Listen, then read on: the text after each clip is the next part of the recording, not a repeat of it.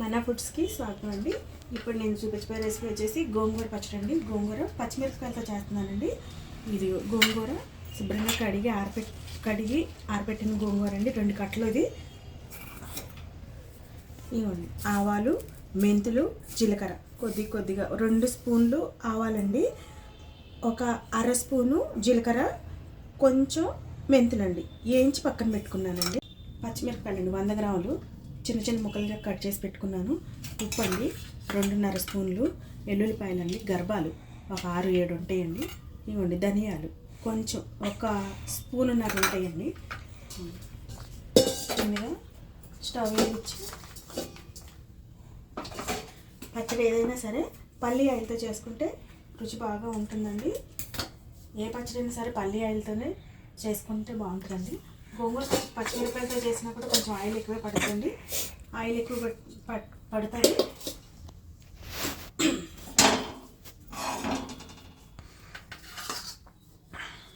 బయట ఉన్న ఒక 4-5 రోజులు నిల్వ ఉంటుందండి. ఉల్లిపాయ వేసుకోకుండా వారం రోజులైనా నిల్వ ఉంటుంది. ఉల్లిపాయ వేసుకుంటే 2 రోజుల కన్నా ఎక్కువ ఉండదండి. అది మీరు తినేదాన్ని బట్టి కలుపుకోండి. పచ్చిమిరపకాయలు ఇందులో తాలింపులో వేసేస్తున్నాను. పచ్చిమిరపకాయలు, ధనియాలు కూడా అండి. ధనియాలు కూడా వేసి ఒకసారి ఇలా కదిపి ఒక 5-6 నిమిషాలు అలా మగ్గనిద్దామండి సిమ్లో.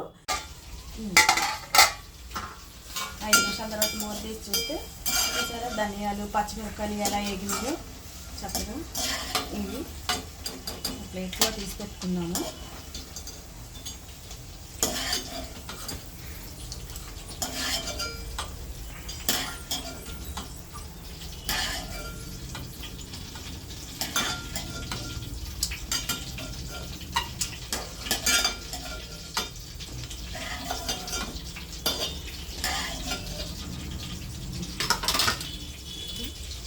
ఇదే నూనెలో గోంగూర వేసేద్దామండి.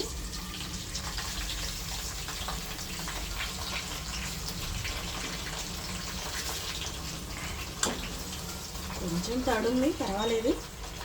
మొత్తం ఆయిల్ పైకి వచ్చిందాకా మగ్గనిస్తే తడంతా పోతుంది. అంతే అండి. దీన్ని ఒక 5 నుంచి 10 నిమిషాల దాకా కొద్దిగా ఇట్లా మగ్గింది అనుకోండి, మెత్తగా అయిపోతుంది. ఇలా ఒక పచ్చిమిరపకాయలు అవి ఆరుతాయి. ఇది మగ్గిన తర్వాత పచ్చడి వేసి చూపిస్తాం.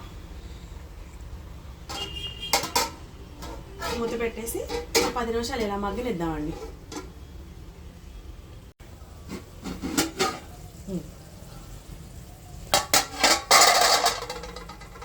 ఖచ్చితంగా 10 నిమిషాలు పట్టిందండి ఇది ఇలా మగ్గడానికి.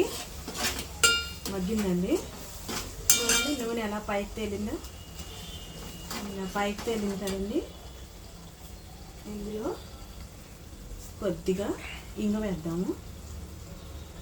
తాలింపు ఏం చేయనండి, పచ్చడి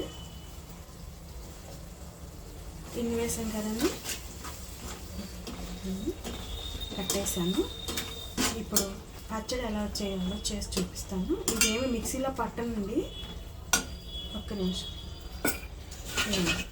ఆవాలు, మెంతులు, జీలకర్ర అండి. ఫస్ట్ వీటిని మిక్సీ పెట్టుకోవాలి.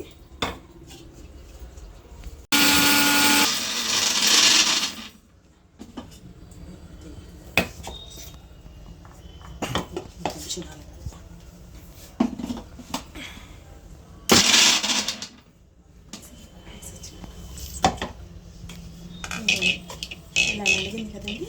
ఇప్పుడు పచ్చిమిరపకాయలు, ధనియాలు కూడా వేస్తున్నాను.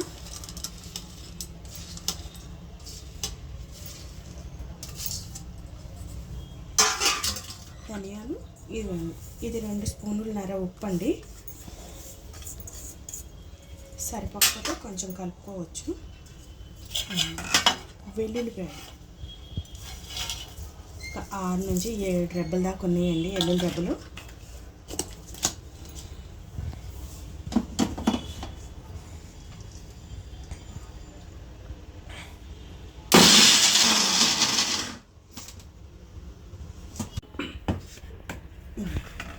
ఇంతేనండి, చక్కగా నలిగిపోయింది కదా. దీన్ని గోంగూరలో వేసేసి కలిపేద్దాము.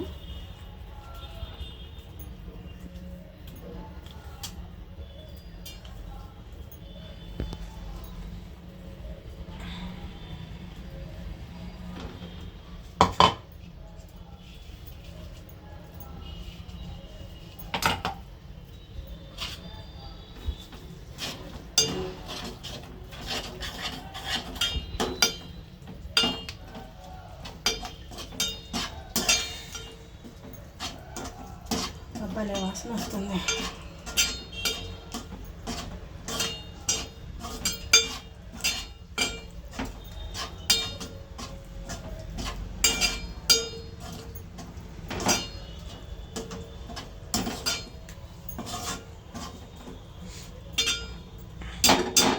ఇంతేనండి, గోంగూర పచ్చడి రెడీ అయిపోయింది.